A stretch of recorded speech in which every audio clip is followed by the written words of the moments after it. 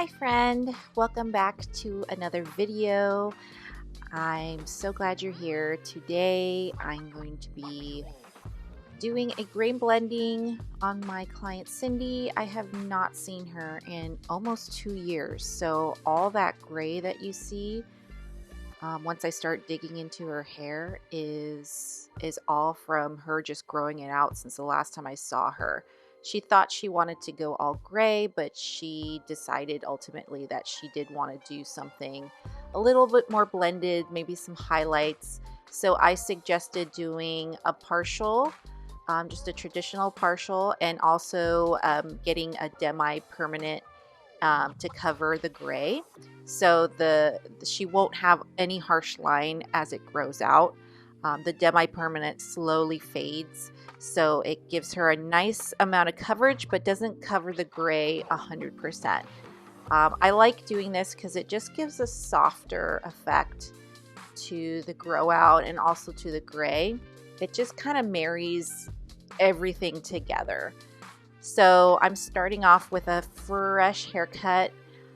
She has really interesting hair. It's very like kind of wavy, curly, and kind of like soft and spongy, if that's if you understand that. But her hair blows out so nicely, and you'll see at the end of the video some very satisfying blowout that I do on her hair. Her hair is gorgeous. It's so soft and wonderful. So I'm just doing a quick dry cut, kind of like the normally what I do with like shags, pulling the hair forward and doing layers that way. And she didn't want much length off, so I just trimmed it up a little bit on the ends. I find that her hair doesn't really respond well to the razor. I love razor cutting, but I find I've done her hair many times, and I found in the past that it just didn't respond very well. And sometimes that happens with textures. So that's why I used my dry shears to cut her hair first.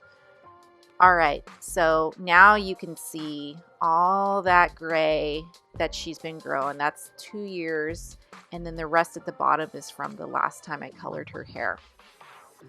So I'm just going in, doing a traditional partial bricklaying in the back, what I normally like to do, and teasing. I'm teasing every section. The teasing just makes it more blended, and it kind of just looks so much softer. If she was going for a really strong blonde, I might not do any teasing, but she just kind of wants to just live in harmony with her gray and her natural color. So I'm just trying to like bridge the gap and have it so it's not so drastic when it grows out.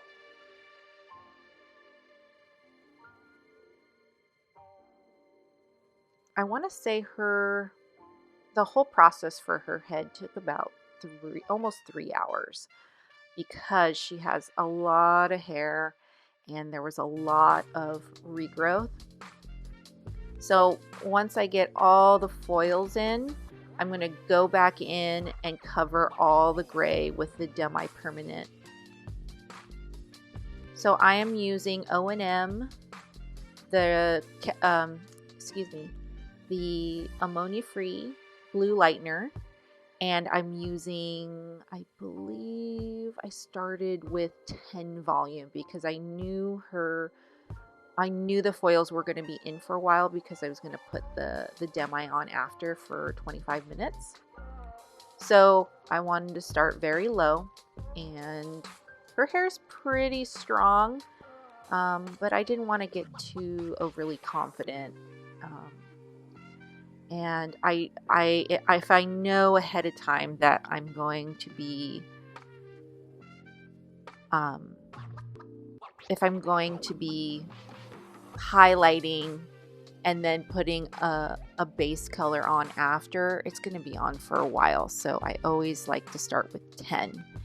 And then I'll add a little splash of Core Restore in there just for extra safety. Core Restore, if you're not familiar with it, is O&M's version of Olaplex. So it's a bond builder that helps keep the cuticle intact while it's lifting. I love, love, love it for highlighting, especially with compromised hair that you're not sure if it's, I mean, you're not sure if it can withstand lightener. So I did a traditional mohawk section on her, and I'm getting in as close as possible and doing baby fine sections, teasing, and then I'm applying the lightener as close to the tease as possible. I'm not feathering it up because when the tease combs out, it's going to soften that line anyways. So instead of, it just depends on the effect that I want with the highlights. For this, I want it to be just really close and blended with her gray. So I'm going in as close as possible to the tease and getting the tease out of the way and putting the lightener up close.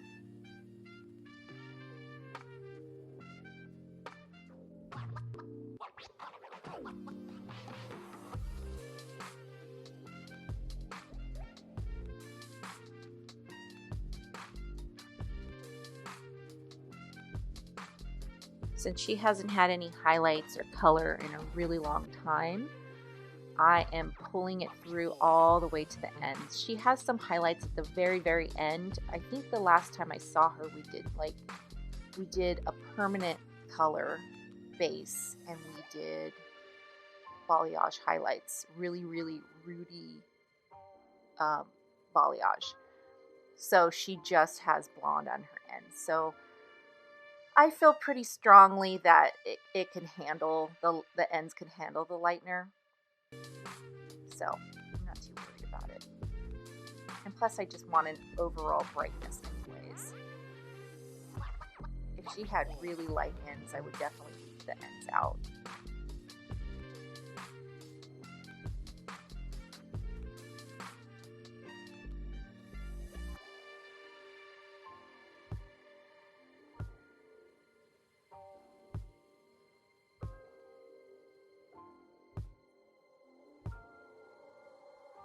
Now I'm getting to the front of the head, which I apologize, the video got a little bit weird here. I think I barely got her in the shot. She tilted her head down for me quite a bit, so I apologize that you just see her head in the corner. But as I'm getting to the front of the head, the last 2 to 3 foils, I'm going to be doing very, very fine slices. I believe that's what I do. I guess I'll see once I get there. But I believe I do 2 to 3 slices, not teased, at the hairline, the money piece, as you will.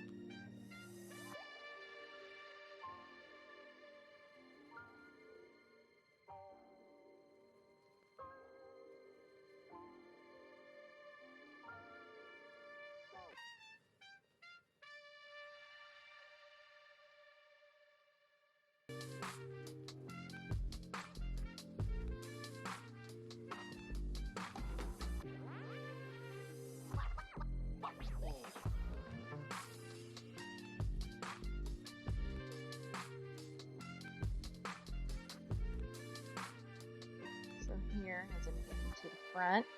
It looks like I weaved it. Okay, I didn't do slices.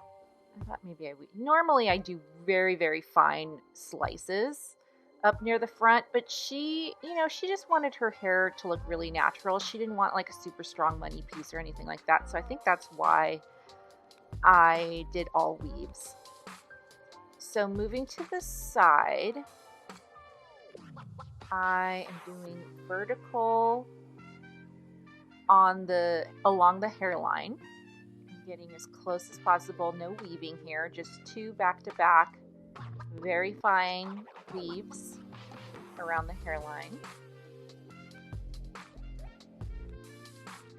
Oh, I guess I did a slice there. Okay. sometimes it's all about feel. I'll like get into the hair and then I'm like, I want to do this here. I usually have a plan, but then sometimes, you know, I'll see a section of hair and I'm like, oh, it needs this. So now I'm going in, and I didn't do very, very fine sections on the sides because she didn't really need it. I just wanted to get some lightener in there, but I didn't want it to be super duper strong. So I just went in and taking like 1/2 inch sections and getting the lightener in that way.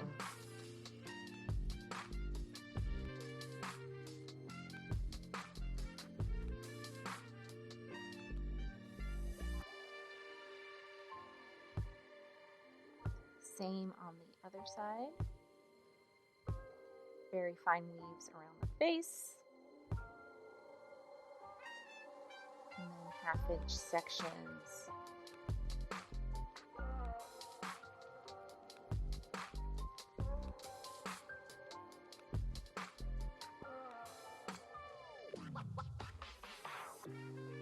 I guess this is diagonal.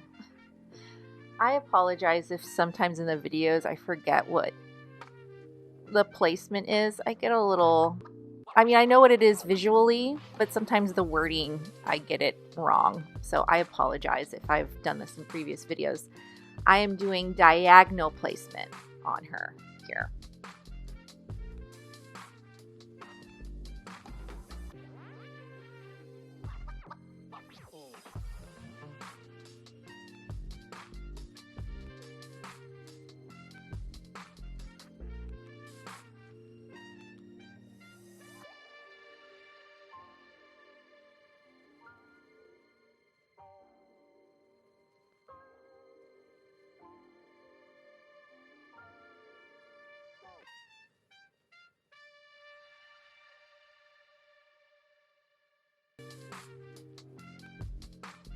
And sometimes clients have more hair on one side of their head than the other.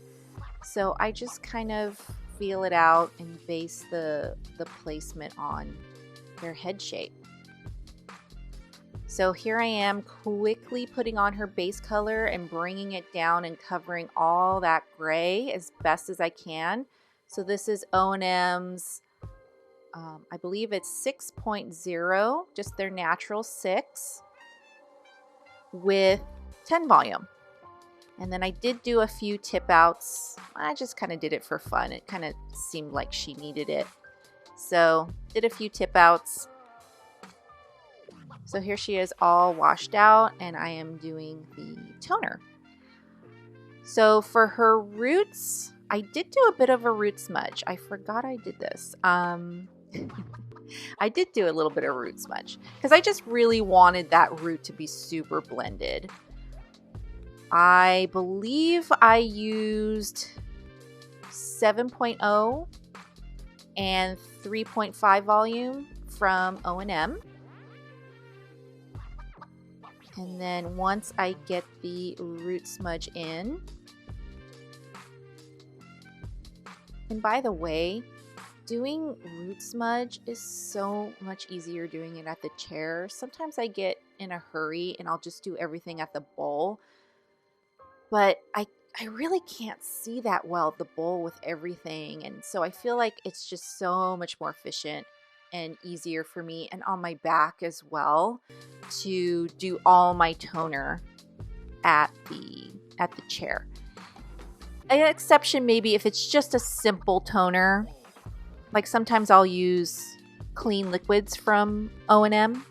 And if it's just like a really easy toner and I don't need to do a root smudge, I'll just do it at the bowl.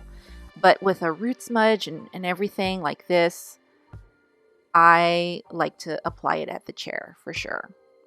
So for her mids to ends, I used 9.03, which is their beigey blonde, O&M's beige blonde, 9.0, and a little bit of 9.8, which is their pearl. I love the pearls from O&M. Just so gorgeous. I love using it on brunettes.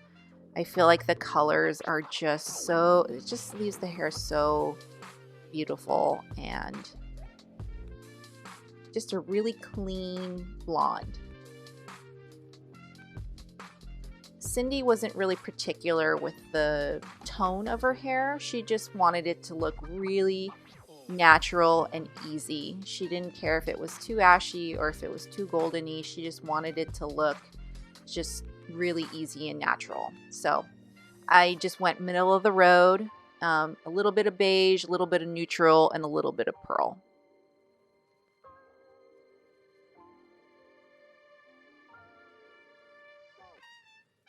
So I'm just getting all that toner in there, starting in the back and then getting to the front. I love the blendy brush from Olivia Garden. I also love the Wow comb. I use both of those. It depends on what's closest to me, what's the handiest. I love both of those combs for pulling through color and tones. So I left out her hairline and did that last. Now she didn't want a particularly bright hairline. She just wanted it all to look cohesive. So sometimes if you want a really, really bright hairline, you can wait to the last 2 minutes of the toner being in and apply it then. But I just applied it after everything was in. And then I believe I left this in for maybe 10 minutes, maybe a little less than that.